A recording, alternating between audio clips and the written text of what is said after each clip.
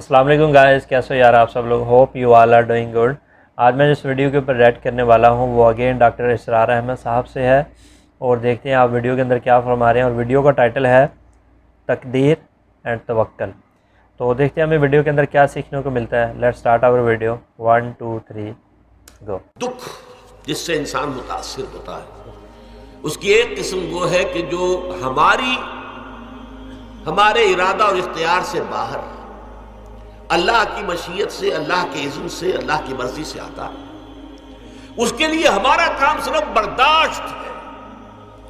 جو شے بھی ہمیں برداشت کی صلاحیت عطا کر دے وہی اس کا علاج ہے۔ جیسے آپ کو معلوم ہے کہ بخار بہت تیز چڑھا ہوا ہے، اس کی دوا نہیں ہے ایسپرین یا کوئی اور پیراسیٹامول، بخار کی شدت کو کم کر دے، وہ کوئی علاج نہیں ہے۔ علاج تو ہوگا اگر معلوم ہو کہ کون سے جراثیم ہے، کس کی وجہ سے ہے، اس کا صحیح اینٹی بایوٹک کون سا ہے، وہ علاج ہوگا۔ یہ علاج نہیں ہے، لیکن اس کی شدت کی کمی اور اس کے اندر جو احساس ہے جھیل جانے کا، وہ انسان کے لیے آسان ہو جاتا ہے۔ یہی مضمون آیا ہے سورہ حدید میں بھی، ما اصاب من مصیبت فی الارض ولا فی انفسکم، یہاں کھول دیا اس مضمون کو۔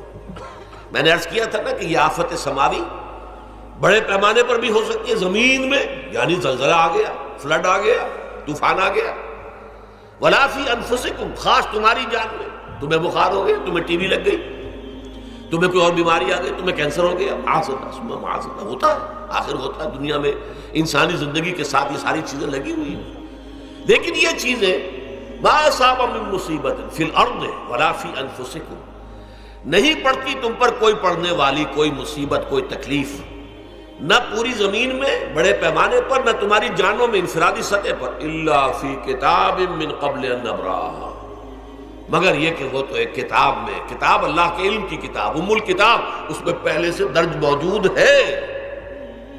یہ الٹ اپ نہیں ہو گیا، یہ اچانک نہیں ہو گیا۔ آپ اچانک سمجھتے ہیں کہ صاحب میں تو جا رہا تھا، اچانک ٹرک نے آ کے مجھے دھکا مار دیا۔ اچانک کوئی شے یہاں نہیں ہوتی، اس کائنات میں پتہ تک نہیں ہلتا جب تک کہ اذن رب نہ ہو۔ اچانک کا کیا سوال ہے؟ تو در حقیقت جو ہوتا ہے وہ اللہ تعالیٰ کے علم میں پہلے سے ہے، علم کامل، ما کان وما یکون، جو کچھ ہوا جو کچھ ہوگا، مستقبل، ماضی، کل کا کل، آنے واحد میں اللہ کے علم میں موجود ہے۔ لہذا یہاں اچانک کچھ نہیں ہوتا، جو بھی آیا ہے اللہ کے علم سے آیا، اور یہ پہلے سے اللہ کے علم کے اندر موجود تھا، لکھا ہوا تھا، الا فی کتاب من قبل ان نبراہا ان ذلک علی اللہ یسیر۔ یہ تمہیں تو مشکل نظر آئے گا لیکن اللہ پر بڑا آسان ہے، اللہ کا علم کامل، ما کانا ما یکون کو حاوی ہے۔ لکہ لا تاسوا علی ما فاتکم، تاکہ تم افسوس نہ کیا کرو ان چیزوں پر جو تم سے چھوٹ جائیں، جاتی رہیں، چھن جائیں۔ کوئی موقع تھا ہاتھ سے نکل گیا، کوئی دولت تھی اس پر ڈاکہ پڑ گیا، کوئی اور مصیبت ہے وہ آ گئی، کوئی عزیز فوت ہو گیا، اکلوتا بیٹا تھا فوت ہو گیا، وغیرہ وغیرہ۔ ما فاتکم، فات سے ہی فوتیدگی ہے نا، جو شے بھی نکل جائے، چلی جائے، ہاتھ سے جاتی رہے، چاہے وہ کوئی آپ کا عزیز تھا جو فوت ہو گیا تو آپ کے ہاتھ سے نکل گیا، یا کوئی مال تھا جو آپ کے قبضے سے نکل گیا، ڈاکہ پڑ گیا، چوری ہو گئی، نقصان ہو گیا کاروبار میں بہت بڑا، اس پر افسوس نہ کیا کرو۔ اگر افسوس کرو گے تو اس کا مطلب کیا ہوگا کہ تمہیں اللہ پر اعتماد نہیں ہے، یا تم سمجھتے ہو کہ اللہ کے سوا بھی کوئی ہے تو یہ کام کر سکتا۔ کائنات میں تو ایک ہی کی مرضی چلتی ہے، وہ ہے اللہ۔ لہذا اگرچہ وہ کسی کے ذریعے سے تکلیف آپ کو پہنچی ہے، کسی نے آپ کو پتھر مارا ہے، وہ پتھر ہو سکتا ہے آپ کو نہ لگتا، لگ گیا ہے تو اللہ کے فیصلے سے لگا ہے، اس کا باپ بھی نہیں پتھر مار سکتا آپ کو اگر اللہ کا اذن نہ ہو۔ لہذا آپ پتھر مارنے والے کو بھی مجرم سمجھیے، ٹھیک ہے، اس سے بھی قصاص لینے کا آپ کو حق ہے، لیکن یہ جان لیجئے کہ جو آیا ہے پتھر وہ اذن رب سے آیا ہے۔ اب ظاہر بات ہے کہ اگر یہ کیفیت ہوگی تو غصہ اتنا نہیں ہوگا اس شخص پر کہ جس نے یہ کام کیا ہے، بلکہ ہو سکتا ہے آدمی مسکرا کے رہ جائے، جیسے کہ وہ میں واقعہ سناتا رہا ہوں اپنے دروس میں کہ ایک درویش مرش آدمی جا رہا تھا، جو رب کرے سو ہو، جو رب کرے سو ہو، جو رب کرے سو ہو۔ کسی شخص نے پتھر اٹھا کر دے مارا، اس کے سر پہ لگ گیا کہ اس نے پیچھے پلٹ کر دیکھا کس نے مارا ہے۔ اس نے کہا مجھے کیا دیکھتے ہو، جو رب کرے سو ہو، یہ تو رب کے معنی سے۔ نے کہا مجھے تو یہ پتھر رب کے مارے ہی لگا ہے، لیکن میں دیکھ یہ رہا تھا بیچ میں کس کا منہ کالا ہو گیا، اپنے لیے کس نے ایک گناہ کما لیا، اپنے لیے کس نے ایک مصیبت جو ہے وہ مول لے لی، وہ بیچ میں تم آ گئے ہو، پتھر اللہ کی طرف سے آیا ہے لیکن اس کا عذاب، اس کا وبال تم پر آ جائے گا۔ بہرحال یہ تو میں نے عرض کیا آپ کے سامنے، وہ چیزیں کہ جو آ جاتی ہیں، وہ تکالیف و مصائب جو اللہ کی طرف سے من جانب اللہ ہے، اس میں آپ کسی کو مورد الزام نہیں ٹھہرا سکتے، وہ آپ پر آ گیا۔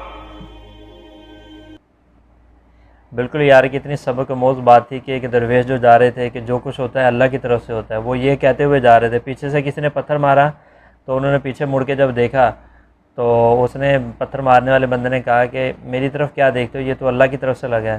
تو کتنی سبق آموز بات تھی کہ میں یہ دیکھ رہا ہوں کہ یہ پتھر تو اللہ کی طرف سے لگا ہے لیکن منہ کس کا کالا ہوا ہے۔ تو اسی طرح یار انسان کو، ہم جس سوسائٹی کے اندر رہتے ہیں، انسان کو تکلیف پہنچتی ہے، ٹھیک ہے، لوگ آپ کو تکلیف پہنچاتے ہیں یا آپ کے اوپر کوئی ظلم کرتا ہے، تو یہ انسان کو دیکھنا چاہیے کہ یہ چیز میری تقدیر کے اندر لکھی ہوئی تھی، یہ مسئلہ اور یہ پرابلم میری زندگی کے اندر لکھی ہوئی تھی اور مجھے یہ آنی تھی، میں اسے بچ نہیں سکتا تھا۔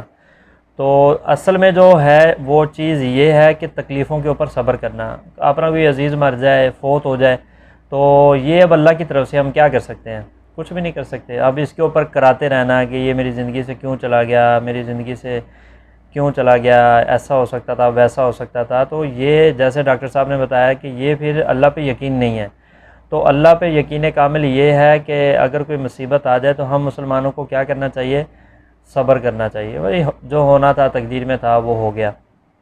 اسی طرح اگر کاروبار میں نقصان ہو گیا تو اب ہم اکثر کیا ہوتا ہے کہ لوگ اتنا ڈپریشن کے اندر چلے جاتے ہیں، کاروبار میں نقصان ہو گیا جی، سوسائڈ کر لیا، خودکشی کر لی۔ تو نو ڈاؤٹ بھائی مشکلات آتی ہیں، تو یہ دنیا ہے ہی مشکلات کی جگہ، یہاں پہ ہے ہی آزمائشیں انسان کے لیے۔